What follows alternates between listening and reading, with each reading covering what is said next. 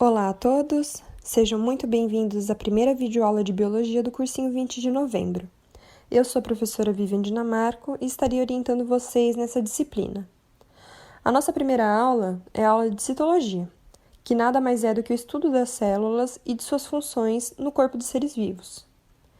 Para iniciar a nossa aula, precisamos definir o que de fato é uma célula.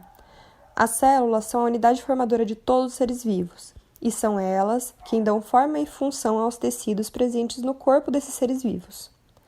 Isso quer dizer que os tecidos e órgãos onde os diferentes tipos de células estão só conseguem desempenhar as suas funções por conta da forma que as células possuem.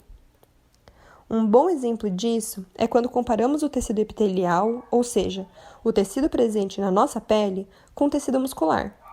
Enquanto que as células do tecido epitelial são retangulares ou quadradas, o que é essencial para garantir a impermeabilidade da nossa pele e evitar a desidratação, as células musculares do tipo liso são esticadas lateralmente, o que torna possível a contração e o relaxamento muscular, essenciais para que possamos nos movimentar.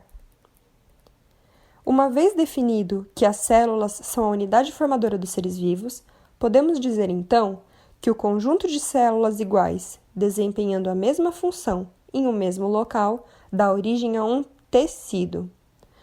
Um conjunto de tecidos em um mesmo local, funcionando juntos, dá origem a um órgão.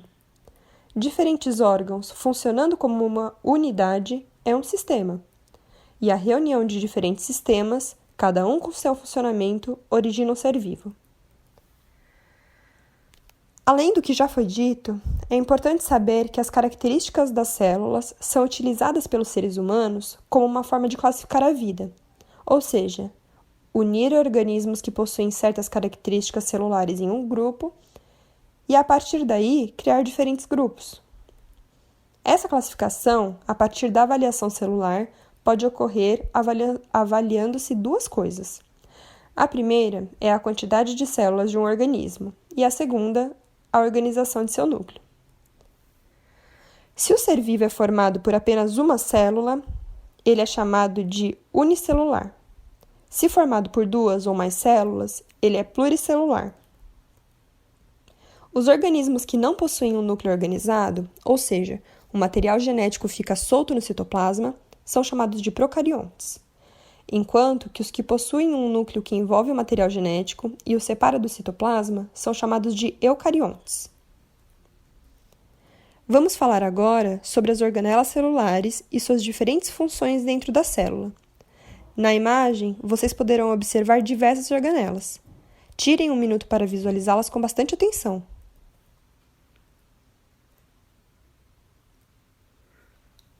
A primeira organela celular que falaremos será a parede celular.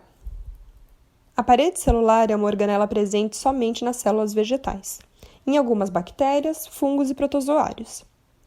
Ela é formada principalmente por celulose, o que dá enorme rigidez a essa organela.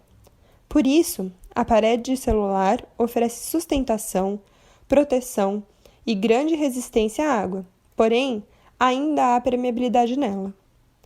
Nas células vegetais, depois da parede celular, temos a membrana plasmática. Nos organismos não vegetais, a membrana plasmática é a única barreira entre o interior da célula e o meio exterior. Ela é fina e semipermeável e tem como funções principais selecionar o que entra e sai da célula, separar o meio intracelular do extracelular e transportar as substâncias para dentro e para fora da célula, de acordo com as necessidades que esta apresentar. Esta é uma imagem que representa a membrana celular. A membrana é formada por uma bicamada fosfolipídica. A parte interior dessa bicamada é hidrofóbica, ou seja, não interage com água.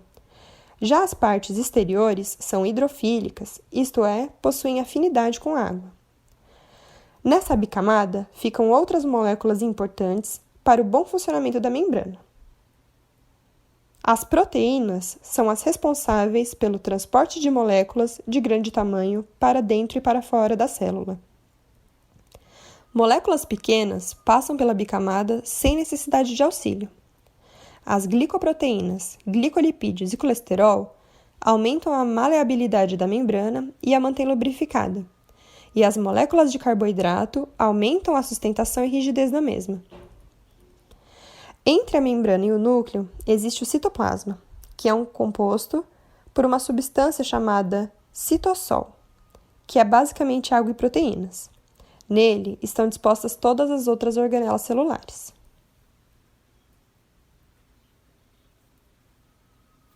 A próxima organela que iremos falar é o retículo endoplasmático. Existem dois tipos de retículo endoplasmático, o liso e o rugoso. Ambos aumentam o campo de atividade das enzimas. As enzimas são compostos proteicos especializados em catalisar reações químicas, agindo sobre substâncias específicas, chamadas de substratos, e são compostos extremamente suscetíveis a mudanças de temperatura. O retículo endoplasmático também auxilia na troca de substâncias entre o meio e a célula, além de armazenar substâncias citoplasmáticas. Contudo, embora tenham funções em comum, eles também funcionam de forma isolada. O retículo endoplasmático rugoso é rico em uma molécula chamada ribossomo. Os ribossomos são os principais responsáveis pela produção de proteínas. Por conta disso, dizemos que esse tipo de retículo endoplasmático é especializado na produção de proteínas. Já o liso não possui ribossomos.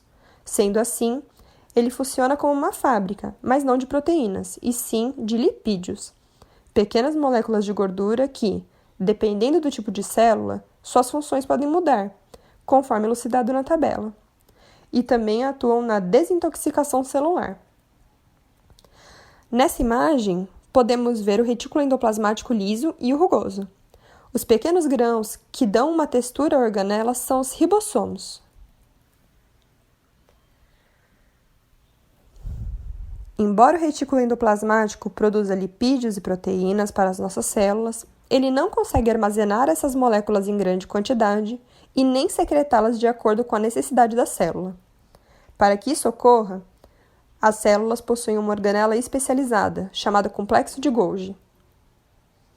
Além das funções de secreção, exportação e armazenamento, o complexo de Golgi origina os lisossomos, pequenas organelas que iremos falar em seguida, e os acrossomos dos espermatozoides, que são cápsulas cheias de enzimas digestivas nas pontas dos espermatozoides, essenciais para permitir a fecundação do óvulo.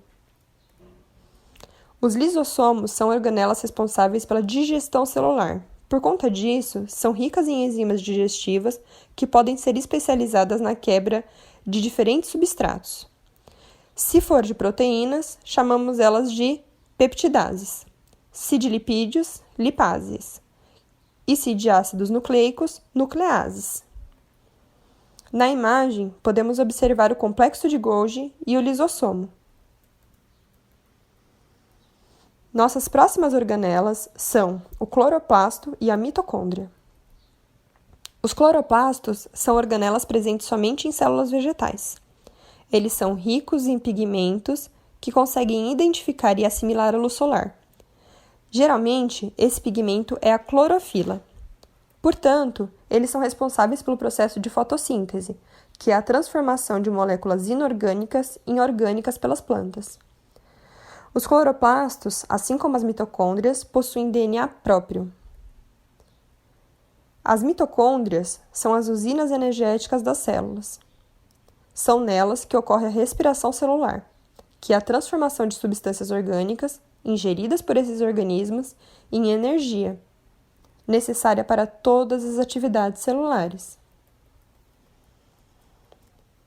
A última organela localizada no citoplasma que iremos abordar são os centríolos.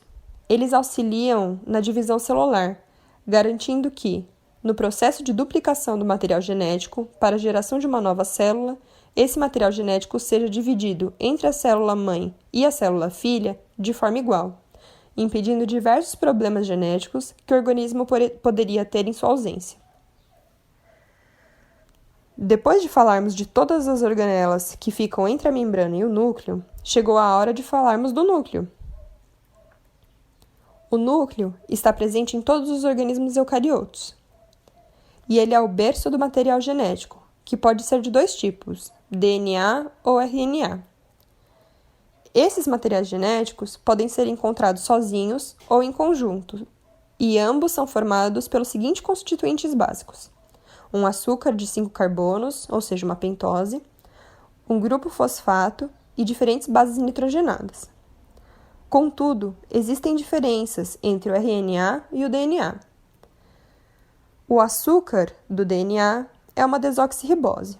Já o do RNA é uma ribose, dando origem aos nomes ácido desoxirribonucleico e ácido ribonucleico, respectivamente. O DNA possui fita dupla, enquanto que o RNA possui fita simples. As bases nitrogenadas do DNA são citosina, guanina, adenina e timina. No RNA, no lugar da timina, encontra-se uma base chamada uracila. A última diferença que eles possuem é com relação aos tipos que são encontrados nas células. Só existe um tipo de DNA, mesmo que organizado por diferentes nucleotídeos. Contudo, existem 3 tipos de RNA, cada um especializado para uma função: o transportador, o mensageiro e o ribossômico. Iremos falar agora sobre a organização do material genético, ou seja, como esse se organiza durante os processos de vida de uma célula. Os nucleotídeos são as moléculas mais básicas do material genético. Eles são formados por uma pentose, um fósforo e uma base nitrogenada, conforme falamos anteriormente, certo? Uma sequência específica de nucleotídeos que carregam alguma informação para a síntese de proteínas é um gene. Contudo, o DNA não é formado somente por genes. Existem também sequências que não carregam nenhuma informação e são utilizadas somente como função regulatória dentro da célula. O DNA é uma fita dupla de diversos nucleotídeos, que podem estar organizados em genes ou apenas em regiões regulatórias. Os cromossomos são conjuntos de DNA com proteínas que o ajudam a se compactar durante a divisão celular. Durante a divisão celular, nosso DNA precisa ficar condensado, ou então, a nova célula não terá a mesma quantidade de material genético da célula-mãe, o que irá acarretar em diversos problemas genéticos. Para isso, o DNA sofre níveis de empacotamento. Existem células que possuem apenas um cromossomo de cada tipo. São elas as células haploides, que no caso dos seres humanos são somente as células reprodutivas, os gametas, óvulo e espermatozoide. As células que possuem 2 cromossomos de cada tipo são chamadas de diploides. Nós, seres humanos, possuímos 23 pares de cromossomos, o que totaliza 46 cromossomos. Como vimos anteriormente, além das organelas celulares, existem diversas moléculas dentro das nossas células. As células são formadas por compostos orgânicos e inorgânicos. Esses compostos são importantíssimos para o funcionamento normal da célula. Dentre os compostos orgânicos, temos os carboidratos, os lipídios, as proteínas, as vitaminas e os ácidos nucleicos, ou seja, os materiais genéticos. Dentre os inorgânicos, temos a água e os sais minerais. Os carboidratos são a fonte de energia das células. Eles fazem parte da estrutura dos materiais genéticos e também da organização da parede celular. Os lipídios, por sua vez, desempenham diferentes funções. Podem funcionar como reservas energéticas, atuar na constituição da membrana, auxiliar na termorregulação e permeabilidade das células e também podem ser percussores de diversos hormônios, os hormônios esteroides. As proteínas, assim como os lipídios, podem desempenhar várias funções. Podem ter função estrutural, hormonal, nutritiva, de defesa ou enzimática.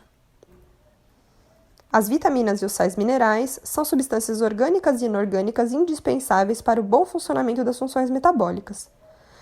Eles regulam e auxiliam diversos processos no corpo e precisam ser ingeridos através da dieta. Os sais minerais participam dos mecanismos osmorregulatórios e, quando ionizados, funcionam como catalisadores. Além disso, eles têm a capacidade de polarizar a membrana celular. Por fim, iremos falar da água.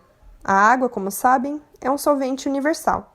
Ela funciona como um veículo de transporte, ajuda na regulação da temperatura das células, as mantém lubrificadas e é uma substância-chave em inúmeros processos metabólicos. Quanto maior o metabolismo, maior a sua quantidade. E à medida em que envelhecemos, ela vai diminuindo. Por isso que quando observamos a pele de uma pessoa idosa, ela costuma ser ressecada. Sem a água, as células simplesmente não existiriam, porque a maior parte de uma célula é somente água. Bom, pessoal, essa foi a nossa primeira aula de biologia e não se esqueçam, a teoria é apenas parte do processo de aprendizado. Por isso, não deixem de fazer os exercícios de treino e assistir a videoaula explicativa dos exercícios em seguida. Assim, vocês vão aumentar a compreensão sobre o tema. Muito obrigada por assistirem essa videoaula e até a próxima!